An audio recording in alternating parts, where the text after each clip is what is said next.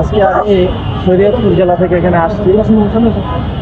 তো হাদি ভাইয়ের জানাজার নামাজে অংশগ্রহণ করেছি। আমার কাছে মনে হয় যে আমার এই দিনটা একটা গর্বের দিন, এবং এই দিনটা আমার কাছে সারা জীবন এটা স্মৃতি হয়ে থাকে, চিরবাস্যর হয়ে থাকে। ঠিক ঠিক ঠিক। আজকে আমরা হাদি ভাইয়ের জীবনের দিকে যদি তাকাই,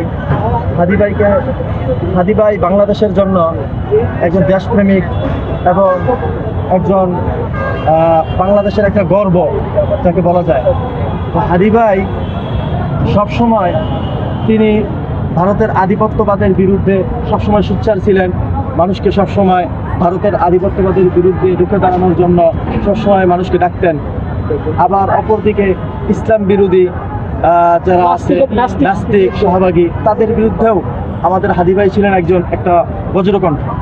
তো যখন হাদি ভাই এই ইসলাম বিরোধী এবং ভারতের আধিপত্যবাদের বিরুদ্ধে যখন তিনি সোচ্চার হয়েছেন, তখনই তাকে পরিকল্পিতভাবে বাংলাদেশে তাকে হত্যা করা হয়েছে।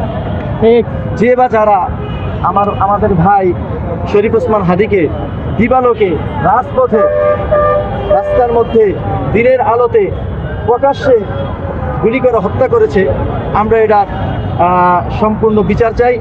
এবং যাতে করে এই বাংলাদেশে যেভাবে তাকে দিবালোকে মানুষের সম্মুখে যেভাবে তাকে গুলি করা হয়েছে, এইভাবে যাতে দিবালোকে সমস্ত মানুষের সামনে তার বিচার কার্যকর করা হয় এবং দৃষ্টান্তমূলক বিচার করা হয়, যেই বিচারের পরে যাতে এরকম দেশপ্রেমিককে হত্যা করার সাহস কেউ না করে।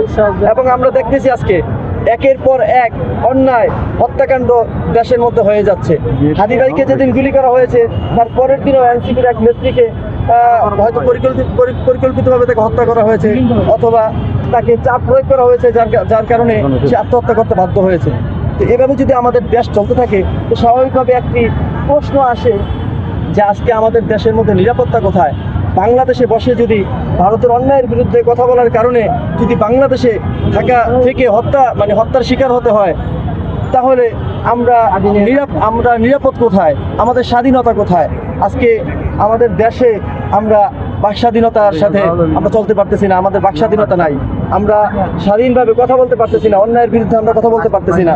তো রাষ্ট্রের যারা দায়িত্বশীল আছে, প্রশাসন, তাদের প্রতি আমাদের একটি আহ্বান থাকবে, আমাদের নিরাপত্তা যেন নিশ্চিত করা হয়, বাংলাদেশের প্রত্যেকটি মানুষের নিরাপত্তা যেন নিশ্চিত করা হয়। আসসালামু আলাইকুম।